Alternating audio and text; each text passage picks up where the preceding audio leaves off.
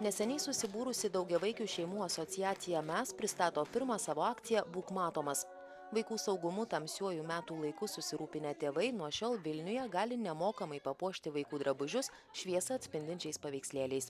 Ženklelio klijavimas užtrunka lygiai 15 sekundžių, bet mes šią akciją tęsime iki tol, kol bus Lietuvoje tamsu ir niūru, tai praktiškai iki kovo mėnesio. Dabar pradedame čia, po to bus galima atvykti į mūsų partnerių Lipdyk centro parduotuvę Ulonų 5, kur galės ateiti ir užsidėti nemokamai. Jeigu vaikučiai yra iki 12 metų, tai galima tokį dalyką padaryti nemokamai arba jeigu yra iš daugiavaikių šeimos. Tradicinius atšvaitus mažieji neretai pameta, todėl šviesą atspindintys lipdukai patikimesnė prevencinė priemonė. Akcija Būk matomas daugiavaikių šeimų asociacija Mes rengia siekdama, kad vaikai gatvėse nebūtų kaip šešėliai ir kad vairuotojai juos lengvai pastebėtų. Tai būtų išvengta skaudžių nelaimių.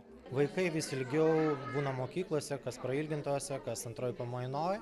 Ir realiai vakare einant, tai yra pakankamai sudėtinga problema dėl to, kad jų tiesiog nesimato. Statistika rodo, kad daugiau negu pusė pėsčiųjų keliuose žūsta tamsiu paros metu. Policija skaičiuoja, kad kas ketvirtam žuvusiam žmogui gyvybę būtų galėjęs išgelbėti atšvaitas arba drabužiai su šviesą atspindinčiais elementais. Žiema. Ratas. Žiema, ratai, Melga. Laikas keisti ratus. Melga.